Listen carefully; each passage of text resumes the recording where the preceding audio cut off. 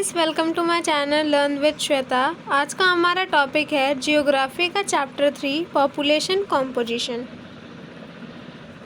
ये इस चैप्टर का पहला पार्ट है। आइए देखते हैं चैप्टर को। People of any country are diverse in many respects. Each person is unique in his or her own way. People can be distinguished by their age, sex, and their place of residence, and some of the other distinguished attributes of the population like occupation, education, and life expectancy.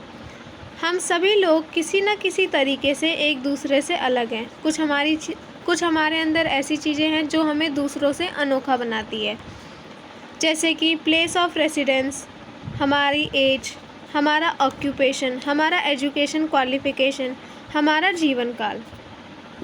तो पहला हमारा topic है sex composition. Sex composition refers to the number of men and women in a country. Sex composition जो है वो refer करता है कि किसी कंट्री के अंदर कितने मेन और वुमेन हैं। It is taken out as a sex ratio which is the ratio between the number of men and the women. Sex ratio जो है वो एक रेशियो है number of women and man का, जिसको हम कैलकुलेट कर सकते हैं by using the formula male population by female population in 2000, या फिर हम इसको कह सकते हैं द नंबर ऑफ़ मेल्स पर 1000 फीमेल्स। और बाकी जो दूसरा फार्मूला है वो है, जैसे कि कंट्री लाइक इंडिया के अंदर कैलकुलेट करने के लिए सेक्स रेशियो का फार्मूला है female population bye mail population in 2000, या फिर द नंबर ऑफ़ फीमेल्स पर 1000 mails. The sex ratio is an important information about the status of women in a country.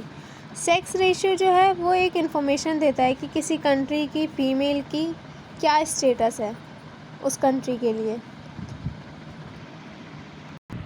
लत्विया के अंदर हाईएस्ट सेक्स रेशियो है जो कि है 85 मेल्स पर 100 फीमेल्स, और कतर के अंदर सबसे लोएस्ट सेक्स रेशियो है जो है 311 मेल्स पर 100 फीमेल्स। नेक्स्ट हमारा टॉपिक आता है age structure. The age structure of a population refers to the number of people of different age groups. जो एज स्ट्रक्चर है वो रेफ़र करता है किसी पॉपुलेशन का अलग अलग age group. It is divided into 3 groups. ये 3 ग्रुप्स के अंदर डिवाइड हुआ है। पहला है चिल्ड्रन, जो कि 0 to 14 ईयर्स का है, और एडल्ट या फिर जिसे हम वर्किंग पॉपुलेशन कह सकते हैं वो है 15 to 59 ईयर्स, और ओल्ड या एजिंग पॉपुलेशन जो कि है 60 ईयर्स से अबव।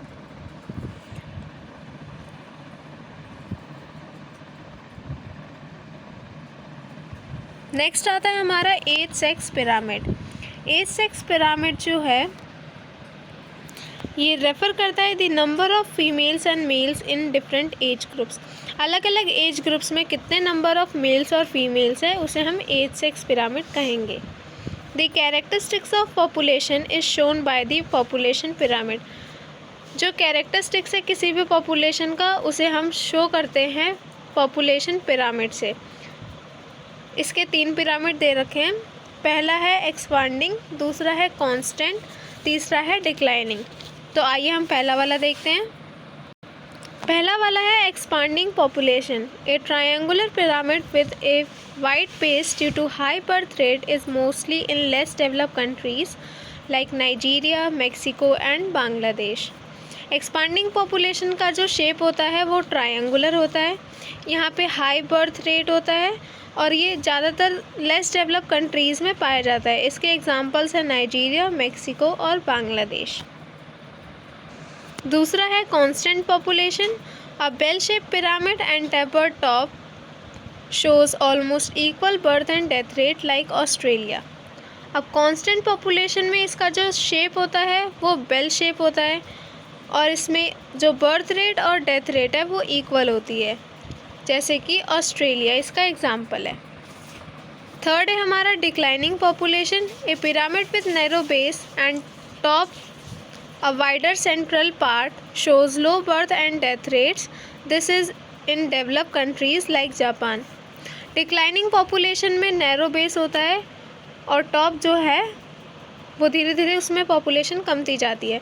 तो इसमें लो बर्थ होता है और लो डेथ रेट होती है, और ज़्यादातर ये डेवलप कंट्रीज़ में पाया जाता है, जैसे कि Japan, Lithuania, Bulgaria etcetera. Next topic हमारा आता है rural urban composition. The division of a rural and urban areas are based on the residence. It indicates the pattern of occupation and social condition. अब जो rural urban composition है वो किसके ऊपर basis है? वो है बेस जो किया गया है वो है रेसिडेंस के बेसिस पे। ये इंडिकेट करता है पैटर्न ऑक्यूपेशन का और social condition. People are predominantly engaged in primary activities in rural areas, while in urban areas majority of working population is engaged in the non-primary activities. अब rural areas के अंदर क्या होता है, ज़्यादातर लोग जो है वो खेती बाड़ी से जुड़े होते हैं, जिसे हम प्राइमरी एक्टिविटीज़ कहते हैं। और नॉन प्राइमरी एक्टिविटीज़ जैसे कि टर्शियरी एक्टिविटी हो गई, सर्विस प्रोवाइड करना, जैसे टीचर वो हमें सर्विस प्रोवाइड करते हैं, तो ये सारी नॉन प्राइमरी एक्टिविटीज़ है। तो अर्बन एरियाज़ के अंदर ज़्यादातर जो लोग हैं वो इंगेज होते हैं नॉन प्राइमरी एक्टिविटीज़ के अंदर। In developed countries like Canada, waste European countries, female आउटनंबर males in urban areas, while in developing countries like Nepal and Pakistan it is a vice versa. जैसे कि डेवलप कंट्रीज़ कनाडा और waste European countries, इसके अंदर जो है urban areas में females की ज़्यादा संख्या होती है एज़ कंपैरिजन टू मेल।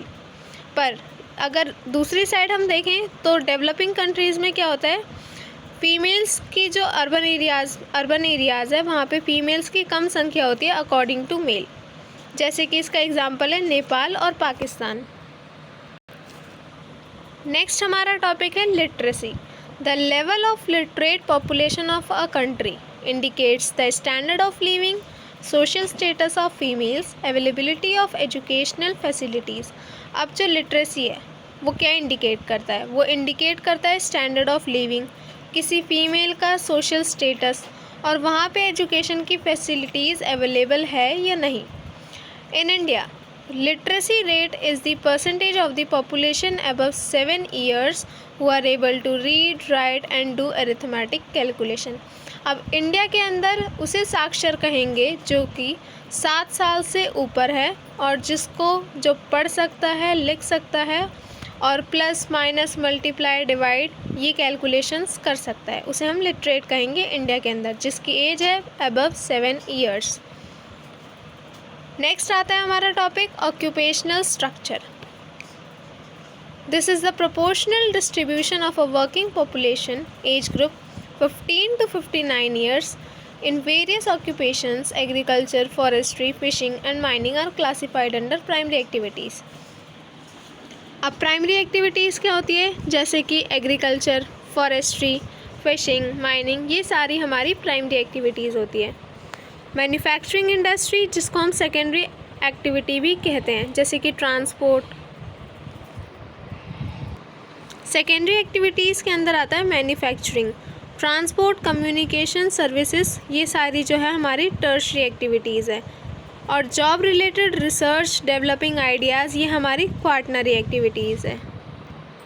जो डेवलप्ड कंट्रीज़ होती है वहाँ पे ज़्यादातर लोग जो है इंगेज रहते हैं सेकेंडरी, टर्शियरी, क्वार्टनरी, इन सारी एक्टिविटीज़ में, ना कि प्राइमरी में। इसी के साथ हमारा ये चैप्टर होता है ख़त्म। तो मिलते हैं नेक्स्ट वीडियो में। Thank you. अगर आपको मेरी वीडियो पसंद आई तो मेरे चैनल को सब्सक्राइब, लाइक, कमेंट, शेयर ज़रूर करें।